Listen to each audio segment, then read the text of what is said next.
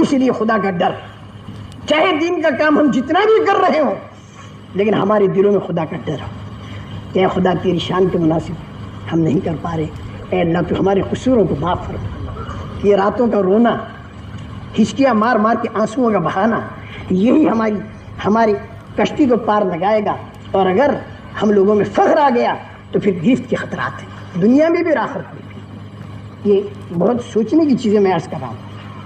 حضرت عمر سے زیادہ متقی پرہیزگار کون ہوگا؟ لیکن آپ حضرت عمر رضی اللہ تعالیٰ عنہ کے حال کو دیکھیے۔ حضرت ابن ابی ملیکہ، امام بخاری رحمۃ اللہ علیہ تذکرہ فرماتے ہیں کہ ابن ابی ملیکہ ایک تابعی ہیں، وہ یوں فرماتے ہیں کہ میں 30 صحابہ سے ملا، 30 صحابہ سے، جو صحابہ سے ایمان کی حالت میں ملے وہی تابعی بنتا ہے، 30 صحابہ سے ملا، اور میں نے یہ دیکھا کہ ہر صحابی اپنے بارے میں منافق ہونے کا ڈر رکھتا تھا، اور پھر اس کے بعد میں فیصلہ دیا ما امینہ الا منافق وما خافہ الا مومن، نفاق سے جو اپنے آپ کو معمول سمجھے وہی منافق ہوگا، اور جو آدمی نفاق سے ڈرتا رہے وہ ایمان والا ہو۔ یہ فیصلہ دیا۔ حضرت حذیفہ، منافق جانتے ہو کون ہے؟ اوپر سے مسلمان ہو اور اندر سے کافر ہو، دنیاوی اغراض کے لیے مسلمانوں کے ساتھ جڑا رہا، دین کے کاموں میں لگا رہا، اغراض اس میں پوری ہوتی رہی، اس میں لگ گیا، اور دیکھا کہ اغراض دوسری جگہ پوری ہوتی تو وہاں چلا گیا، اسے تو اغراض پوری کرنی ہے اپنی دنیا میں، وہ ہے منافق۔ حضور اکرم صلی اللہ علیہ وسلم کے زمانے میں حضرت حذیفہ کو حضور اکرم صلی اللہ علیہ وسلم نام دے دیے تھے منافقین کے، اور کہا تھا کسی کو نام مت بتائیے، یہ راز ہے میرا، کسی کو نہ بتائیے، بڑوں کو نام نہیں بتائے، صدیق اکبر فاروق اعظم رضی اللہ تعالیٰ عنہ کو نہیں بتائے، اس لیے کہ یہ آگے جا کے پوری امت کو لے کر چلنے والے ہیں، ان بڑوں کے دل صاف ہونے چاہیے چھوٹوں سے، اس بنا پر بڑوں کو نہیں بتائے، حضرت حذیفہ کو بتائے۔ حضرت عمر رضی اللہ تعالیٰ عنہ کے زمانے میں جب کوئی جنازہ آتا تھا، حضرت حذیفہ جنازے میں شریک ہوتے تھے، حضرت عمر جنازے کی نماز پڑھاتے تھے۔ حضرت حذیفہ شریک نہیں ہوتے تھے تو حضرت عمر بھی ٹال جاتے تھے، کیونکہ منافقین کے نام ان کے پاس تھے، تو خدا نہ خواستہ کہ منافق کا جنازہ نہ ہو۔ ایک مرتبہ حضرت عمر رضی اللہ تعالیٰ عنہ نے حضرت حذیفہ کے پاس جا کر یوں کہا کہ حذیفہ تیرے پاس منافقین کے نام ہیں اور راز ہے نبی پاک صلی اللہ علیہ وسلم کا، میں تجھ سے نام نہیں پوچھتا، حضور کے بھید کو میں نہیں پوچھتا، حذیفہ مجھے ایک بات بتا دے، صرف اتنی بات بتا دے کہ ان منافقین کے فہرست میں عمر ابن خطاب کا نام تو نہیں؟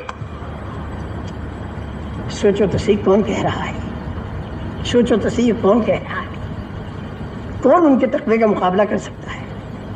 تو میرے محترم دوستو، ہم اور تم کیا حیثیت رکھتے ہیں؟ اس بنا پر میرے بھائیوں، دین کا کام کرتے رہو اور خدا سے ڈرتے رہو، فخر پیدا نہ ہونے پائے۔ بعد مرتبہ دین کا کام کر کے فخر پیدا ہوا، اللہ کے نزدیک تو گر گیا، اور ایک آدمی گنہگار ہے اور اس نے دین کی باتیں سنی اور تنہائی میں ہچکیاں مار کے خدا کے سامنے رویا اور یوں کہنے لگا اللہ تو میری غلطی کو معاف کر دے، میں تیرا خطا کار بندہ ہوں، یہ تو تیر گیا اور وہ ڈوب گیا، وہ ڈوب گیا۔ اس بنا پر ہم سارے اپنے بارے میں فکر مند ہو جائیں، اللہ تعالیٰ ہمارے اندر فکر پیدا کرے۔ تو اس بنا پر یہ جو آیتیں ہیں، انا اطعنا سادتنا وکبراءنا فاضلونا السبیل ربنا آتهم ضعفین من العذاب ولعنهم لعنا کبیرا۔ اے خدا، ہم نے اپنے بڑوں کی مانی اور انہوں نے ہمیں سچے راستے سے بھی چلا دیا۔ حضرت محمد صلی اللہ علیہ وسلم جس راستے کو لے کر تشریف لائے تھے، اے خدا اس سے ہمیں بھی چلا دیا، اس راستے پر ہمیں نہیں چلنے دیا، جو تجھ تک راستہ پہنچا تو اس پر نہیں چلنے دیا۔ لہٰذا اے خدا تم پر دگنا عذاب کر اور ان پر تیری لعنت برسا۔ تو وہ بڑے بھی ساتھ نہیں دے رہے، فرشتے بھی ساتھ نہیں دے رہے، شیطان بھی ساتھ نہیں دے رہا، خود بھی بھاگ نہیں سک رہے، جنتیوں سے کہیں گے کہ تھوڑا سا کھانا پانی ڈالو تو وہ بھی نہیں ڈال رہے، اللہ سے کہہ رہے کہ اللہ میاں ہمیں دنیا میں واپس کر، اب اچھے عمل کر کے آئیں گے، تو اللہ تعالیٰ بھی فرماتے ہیں اخسؤوا فیہا ولا تکلمون، ذلت کے ساتھ جہنم میں رہو، مجھ سے بات مت کرو۔ کیا مطلب ہوا؟ ارے دنیا میں میری طرف سے تم کو 5 مرتبہ روزانہ پکارا جاتا تھا، تم نے میری پکار پر ہاں نہیں کہی، آج تم کروڑوں سال مجھے پکارو گے، میں بھی تمہاری پکار پر ہاں نہیں کہوں۔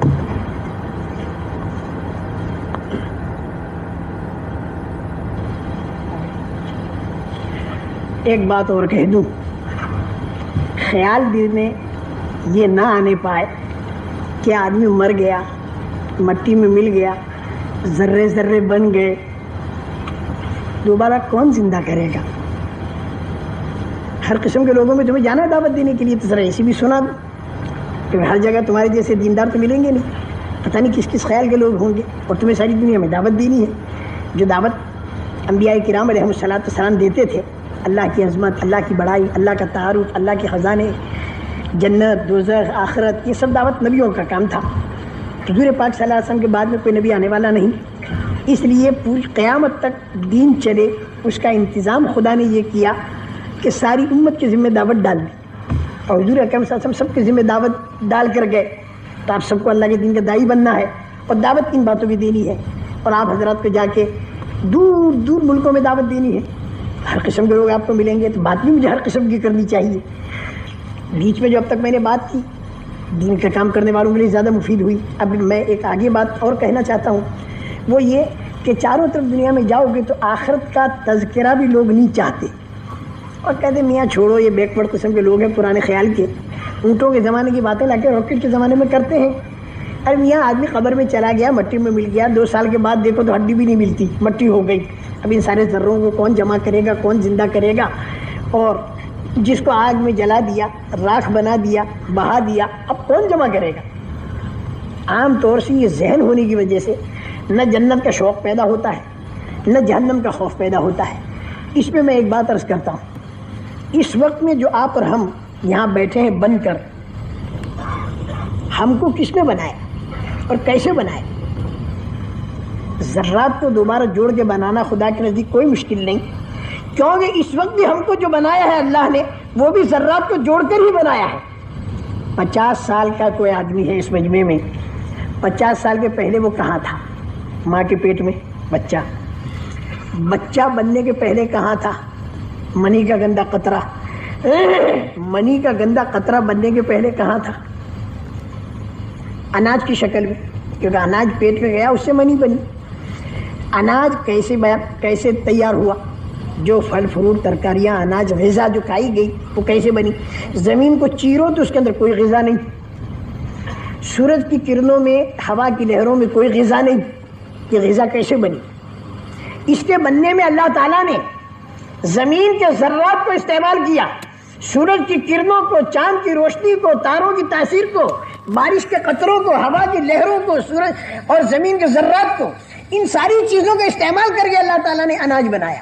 اناج مرد اور عورت کے پیٹ میں گیا، فضلہ پیشاب پاخانے کے راستے نکل گیا، جوہر خون بنا، خون کے اوپر خدا نے انسانی مشین چلائی، پھر اس سے وہ منی بنی، اور منی سے پھر یہ حضرت انسان دونوں قطرے ملے، اور پھر یہ 5 انگل کا انسان بنا، 5-6 انگل کا۔ اور یہ 5-6 انگل کا انسان پھر کہاں بنا؟ اللہ نے ماں کے پیٹ کے اندھیرے میں بنایا۔ دنیا کی ساری مشینیں اجالے میں بنتی ہیں، لائٹ اگر آف ہو جائے تو مزدور کام چھوڑ دیں گے، مشین نہیں بنا سکتے۔